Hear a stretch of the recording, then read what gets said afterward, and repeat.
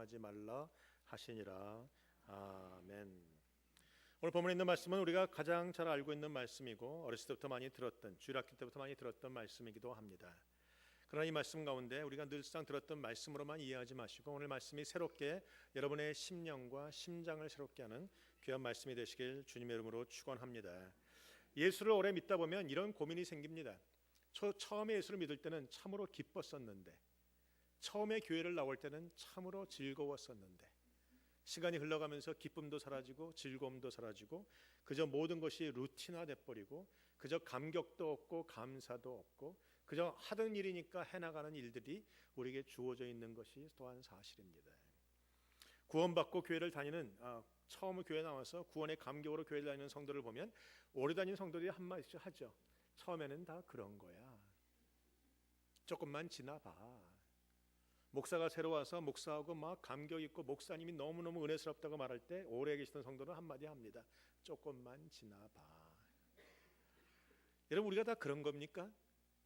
예수 믿고 받는 이 구원의 감격이 그렇게 오래가지 않는 것입니까? 예수 믿다 보면 고민들이 바로 그런 것입니다.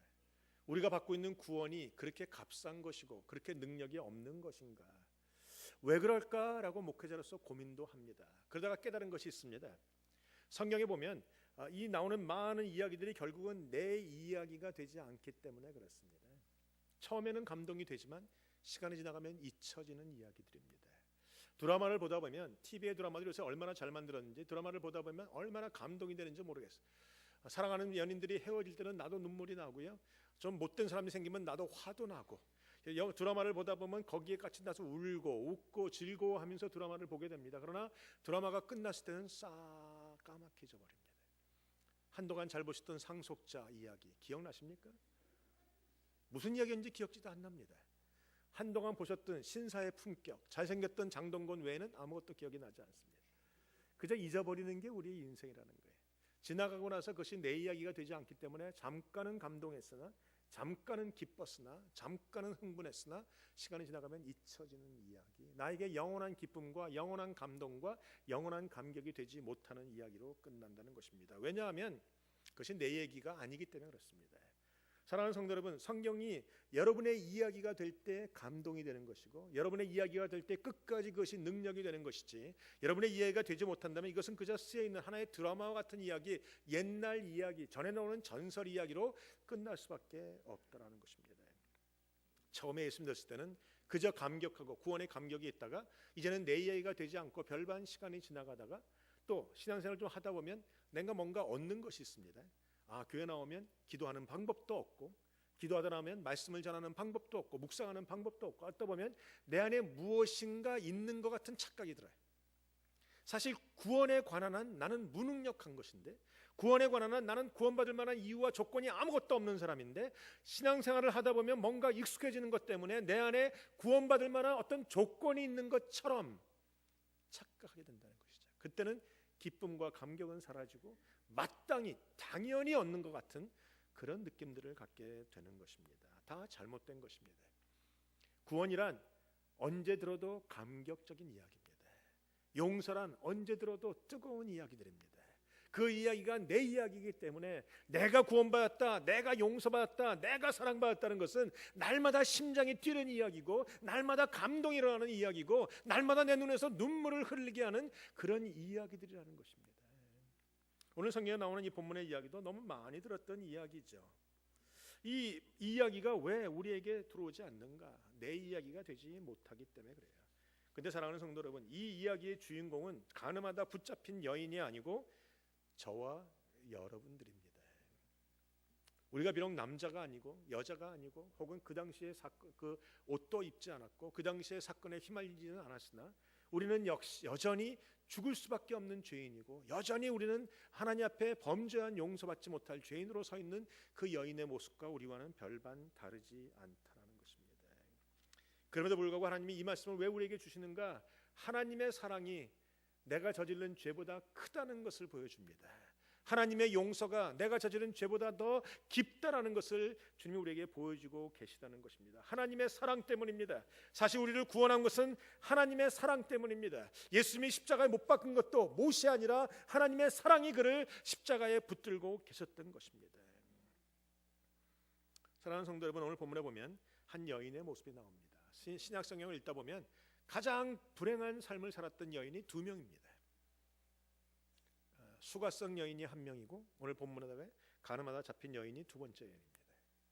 그런데 불행한 삶을 살았던 여인의 공통점이 뭔가? 예수를 만나고 불행한 삶에서 행복한 삶으로 바뀌었다라는 것이 이들의 공통점입니다. 아니, 그것은 이들의 공통점이 뿐만이 아니라 저와 여러분의 공통점이기도 합니다. 우리는 불행한 인생, 우리는 범죄한 인생, 우리는 아무것도 할 수 없는 그런 무능력한 인생이었으나 예수 만나고 우리는 행복한 인생으로 바뀌었다는 것이 저와 여러분이나 수가성 여인이나 이 가늠하다 한정에 잡힌 이 여인이나 다 공통적으로 갖고 있는 삶의 간증이라는 것이죠. 이 여인을 한번 생각해 보십시오. 이 여인의 이름을 알고 계십니까? 성경은 이 여인의 이름이 기록되어 있지 않습니다. 물론 그 당시에 여인들의 이름이 기록되지 않는 것이 그 당시에 문화였기 때문에 별반 그럴 거라고도 생각은 하지만 사실 또 어떻게 보면 이름이 거론된 여인들도 있습니다. 막달라 마리아 같은 여인들. 그런데 불구하고 이 여인이 굉장히 중요한 말씀을 우리에게 전해주는 사건임에도 불구하고 이 여인의 이름은 나와 있지 않아요. 그 이야기가 그 이유가 무엇입니까? 이 여인의 이름이 등장하지 않는 이유는 아마도 이 여인이 어떤 특정한 여인이 아니고 저와 여러분의 이야기와 다 동일한 인물이기 때문에 굳이 이 여인의 이름을 거론하지 않아도 이 사건은 바로 나와 연결된 사건이고 내가 아이덴티파이 할 수 있는 사건이고 내 안에 실제로 일어나고 있는 사건이기 때문에 굳이 이름을 거론하지 않은 것이라는 것이죠. 우리는 그녀의 출신도 모릅니다. 단지 아는 것은 가늠하다 현장에 잡혀온 죄인이라는 것밖에 모릅니다. 그러면 이 여인과 우리가 다릅니까? 여러분 중에 나는 그런 죄를 짓지 않았다고 말할 수 있습니다. 나는 거룩하다고 말할 수 있습니다. 그러나 이 여인과 우리는 다 같은 여인들이고 같은 죄인들입니다. 단지 이 여인은 현장에서 잡힌 여인이고 나는 아직은 잡히지 않은 죄인일 뿐이에요. 이 여인은 죄가 드러난 죄인이고 나는 아직은 감춰져 있는 죄인일 뿐이에요.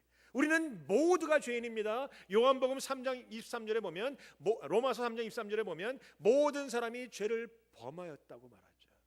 우리는 다 죄인입니다. 여러분도 죄인입니다. 루터는 말하기를 하나님은 모든 인류를 다 죄인의 자리에 먼저 세우시고 그리고 그들을 용서하시고 구원하신다고 그랬어요. 내가 죄인됨을 인정하지 않을 때 하나님의 용서가 감격스럽지 않습니다. 내가 마땅히 당연히 얻을 수 있는 구원이라고 생각할 때 그것에 대해서 별반 떨림이나 감격이 없다라는 것이죠. 제가 지난번에 말씀드렸지만 제가 목사가 됐을 때 굉장히 감격스러웠어요. 저는 늦게 신학을 공부한 사람이고 애들을 다 낳고 하나님 앞에 특별히 부르셔서 제가 소명을 가지고 부르심을 갖고 신학을 들어가고 해서 전도사가 되고 목사가 됐어요. 목사가 됐을 때 얼마나 떨렸는지 몰라요. 나 같은 자가 목사가 됐구나. 그래서 목사라고 누가 부르면 막 심장이 두근두근거리고 얼굴 빨개지고 막 그랬어요. 근데 어느 정도 시간이 지나가서 당연하게 됐죠. 영락교에 있을 때 어떤 권사님이 지나가다가 나를 깜빡 이름으로 부르셨어요. 이전도사님. 그 전까지는 목사란 말이면 들으면 막 감사가 일어나고 막 마음이 떨리고 창피하고 그랬는데 어느 순간인가 당연히 여겨져서 아니 저 할머니가 나이가 먹었나 왜 나를 목사 받은 걸 모르고 전도사라고 불러? 내가 얼마나 회개했는지 모른다고 말씀을 드렸잖아요. 어느 순간인가 보면 그 구원의 감격은 사라지고 당연한 것만 남아요. 여러분이 예배드리는 것이 당연한 것입니까? 내가 예수 믿는 것이 당연한 것입니까? 내가 죄가 용서받고 있는 것이 당연한 것입니까? 내가 하나님의 자녀가 됐다는 것이 당연한 것입니까? 아니요. 엄청난 사건입니다. 이것은 감격적인 사건이고 내가 죽을 때까지 감사해도 다 감사할 수 없는 하나님의 사랑을 내가 바다를 먹물 삼고 하늘을 두루마리 삼아서 다 써도 쓸 수 없는 그런 큰 사건이 바로 내가 구원받았다. 내가 용서받았고 내가 하나님의 사랑을 받았다는 사건입니다. 이 여인은 간음하는 현장에서 잡혀왔다고 말합니다. 아무도 그녀를 변호해줄 사람이 없어요. 현행범인 것입니다. 남자는 어디 갔는가? 아마 남자는 도망갔을 거라고 얘기하죠. 또 어찌 보면 예수님을 공경에 빠뜨리기 위해서 일부러 조작된 사건일 거라고 얘기해요. 한 남자가 일부러 한 여자를 그렇게 해서 그런 사건을 딱 만들고 그 순간에 사람들은 기다리고 있다가 딱 덮치고, 그리고 남자는 풀어주고 여자는 끌고 예수님께 와서 예수님을 공경에 빠뜨리겠다고 하는 사건이에요. 또 어떤 사람은 얘기합니다. 그 당시의 문화에 의하면 가늠하다 현장에 잡힌 여인은 옷도리를 홀라당 벗겨놓고 사람들 앞에 손가락질과 침뱉음과 그 모든 모진 수치를 다 당하게 하면서 개처럼 질질 끌고 간다고 얘기해요. 땅바닥에도 쓸리고 끌리고 그 돌멩이에 찢기고 옷도 찢기고 뭐 사방이 피는 터지고 땀으로 눈물로 비범벅이 되고 피로 뒷범벅돼서 세워있는 여인이라고 얘기합니다. 그러나 그 여인이 더 많이 수치를 당했다는 것과 주님이 용서했다는 사건은 별간 다른 것 같아요. 그녀가 더 불쌍한 모습이기 때문에 내 마음이 가는 것이 아니라 그 여인이 바로 나이기 때문에 마음이 가는 것이죠. 그녀는 이제 죽을 수밖에 없어요. 아무도 그녀를 변호해 줄 사람이 없습니다. 법에 의하면 그녀에게 해당하는 것은 돌 맞아 죽는 것밖에는 없습니다.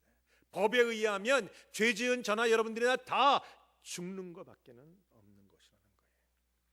그 여인의 모습을 한번 보세요. 얼마나 초라한가. 조금 전까지는 기쁨이 있었을지 모르지만 지금 그녀는 완전한 초라한 모습으로 서 있습니다. 옷은 찢기고 많은 사람들은 그녀를 째려보고 있고 손에는 돌멍이가 들려져 있고 그녀를 향해서 온갖 욕이란 욕은 다 퍼볼 거예요. 그녀는 더 이상은 소망도 없고 빠져나갈 방법도 없습니다. 만약에 여러분이 이 여인의 자리에 섰다면 어떻게 하실 것 같아요? 눈을 부릅뜨고 나를 송사하는 사람들을 쳐다볼 겁니까? 아니요. 너무 두렵고 무서워서 눈을 감고 땅바닥을 향해서 머리를 숙이고 있을 겁니다.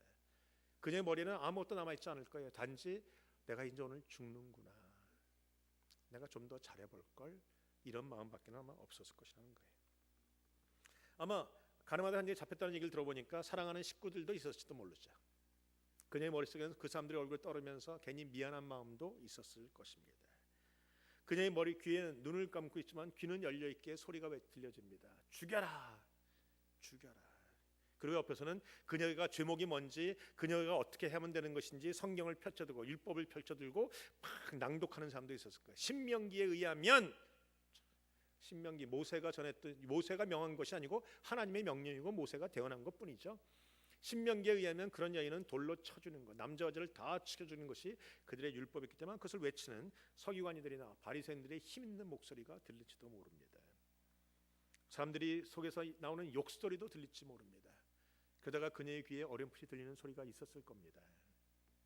너희 중에 죄 없는 자가 돌로 먼저 치라라는 소리죠.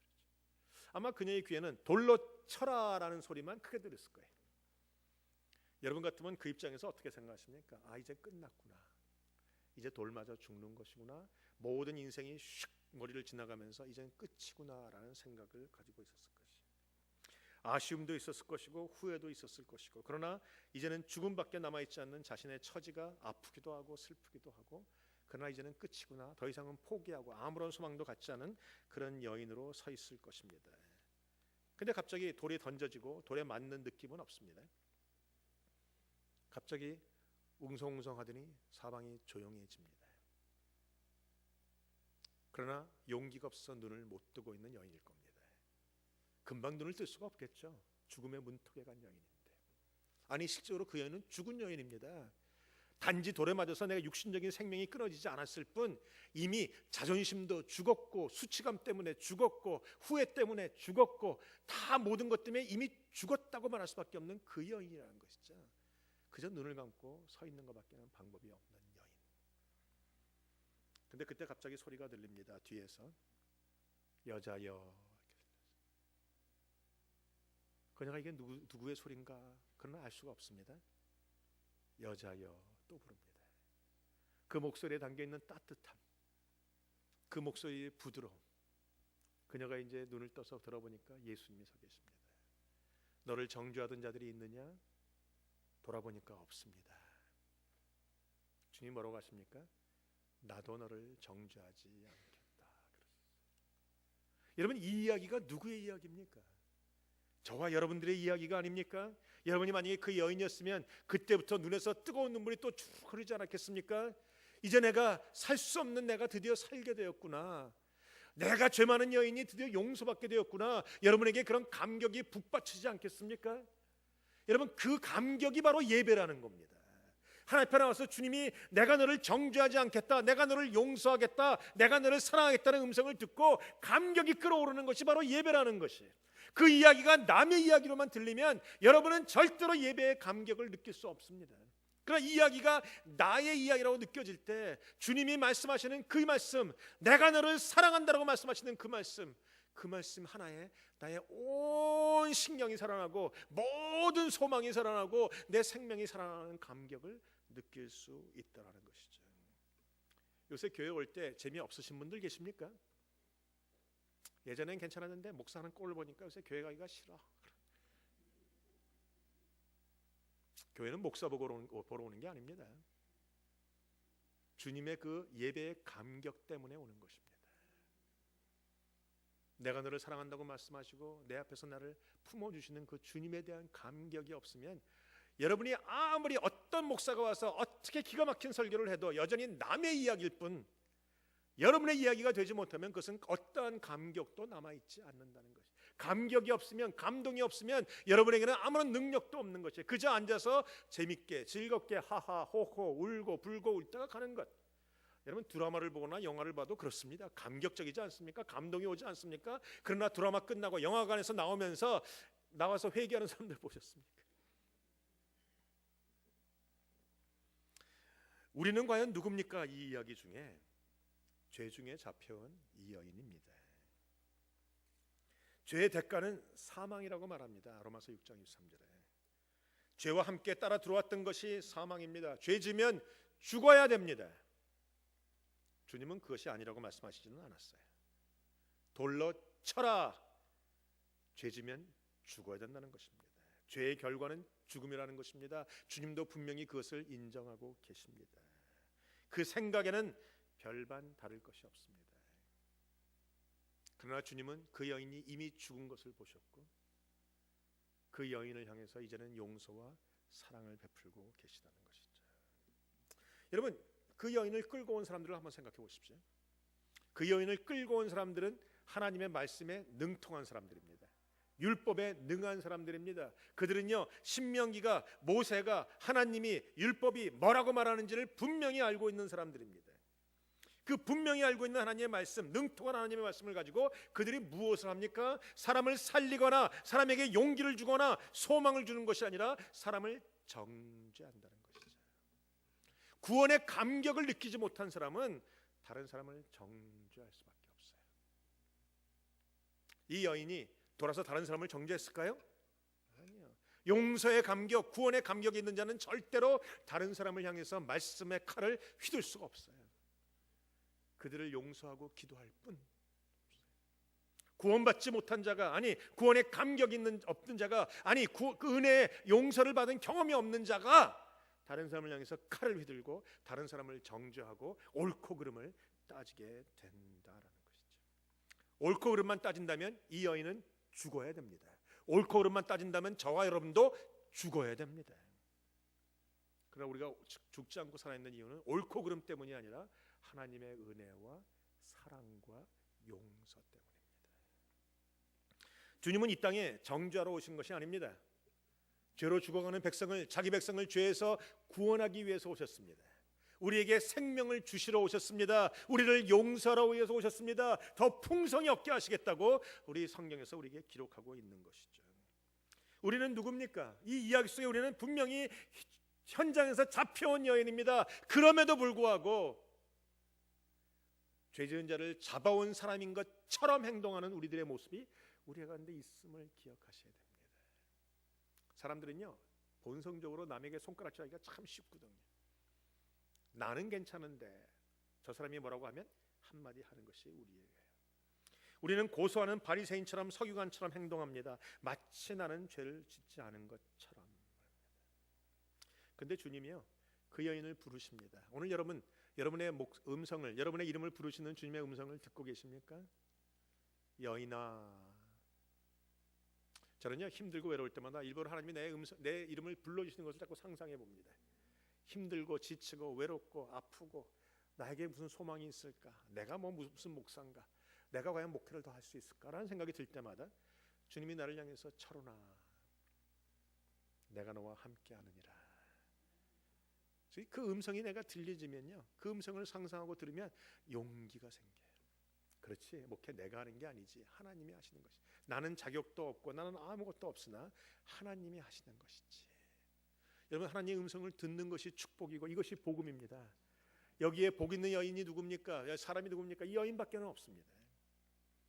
여러분, 만약에 이 여인이 다른 사람에게 끌려갔다면, 제사장이나 대제사장이나 율법학자나 랍비나 바리새인이나 서기관들에게 끌려갔다면 이 여인의 결과는 무엇입니까? 뻔하죠. 율법에 말하기를 돌로 쳐라, 빵빵 맞아 죽고 피 터지고 죽는 거예요. 다른 사람에게 끌려갔으면 이 여자의 결국은 죽음입니다.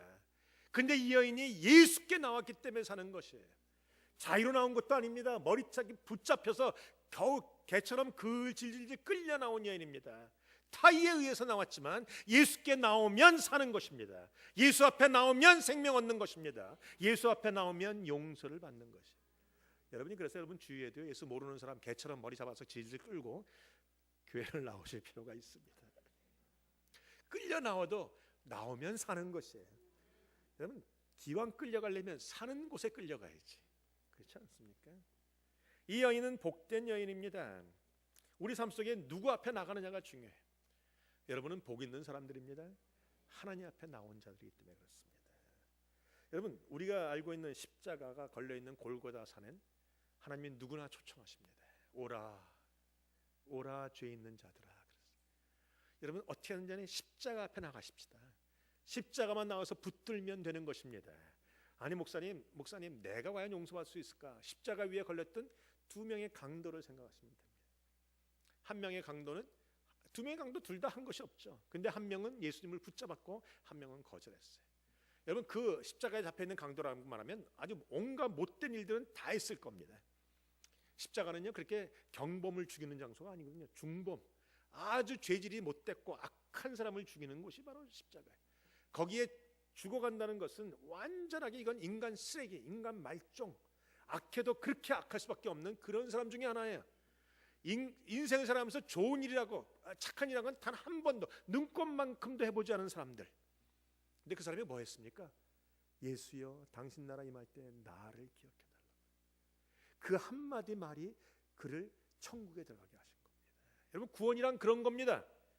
억지로 나왔어도 여러분이 입으로 고백만 하시면 되는 것입니다. 주님 앞에 나오면 살 길이 생깁니다. 주님 앞에 나오면 영생이 있고 생명이 있고 구원이 있고 용서가 있다는 것이죠. 오늘 십자가 붙잡으시는 여러분 되시길 바랍니다.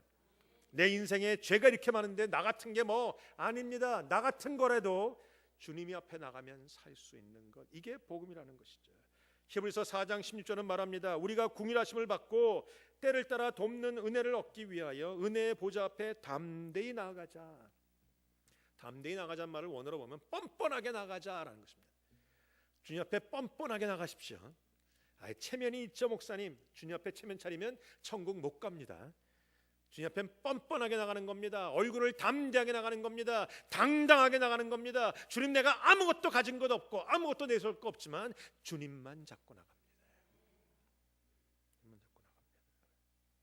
어떤 분이 그러시더라고요. 제가 선교를 다닌다고 하니까, 목사님 나 이제 목사님의 바지자락에 붙잡고 내가 선교 따라다닐 겁니다. 제 바지 붙잡아봤자 별 볼 일 없고요. 잡을 분은 바로 주님이십니다. 주님만 잡으면 되는 것이에요. 주님만 잡으면 되는 것이에요. 오늘 본문에 보면 많은 사람들이 모여 있으나 사실 모든 사람이 죄인이에요. 현장에서 잡혔던 가늠한 여인도 죄인, 그들을 끌고 나왔던 사람들도 죄인, 가늠한 현장에 잡혔던 그 여인이나 끌고 나온 사람들이나 다 무슨 말을 들어야 되는가? 오늘 예수님의 마지막 말씀을 들어야 되는 것이에요. 여인아, 나도 너를 정죄하지 않겠다. 이 복된 말씀을 누가 들었습니까? 이 여인만 들었습니다. 모든 사람들은 다 뿔뿔이 흩어졌어요. 왜 흩어집니까? 주님이 뭔가 땅에 쓰시는데 그들이 흩어졌다고 얘기합니다. 또 신학자들은요, 이 땅에 쓰는 것만 가지고 관심을 갖는 사람들이 있어요. 땅에 뭘 썼을까? 주석책에 보면 뭐 땅에 주님이 그들의 죄를 썼을 것이다, 뭐 신명기의 말씀을 썼을 것이다, 여러 가지 이야기가 많아요. 그러나 성경은 뭘 썼는지 기록하고 있지 않아요. 성경이 말하고 있지 않는 부분에 괜히 머리 쓰지 마세요. 뭘 써도 괜찮아요. 그림을 그렸을지도 모르겠어요. 상관없습니다. 뭘 써셨던 그림을 그렸던 아마 주님이 그저 그들의 말에 별반 신경 쓰지 않고 하신 행동일 거예요.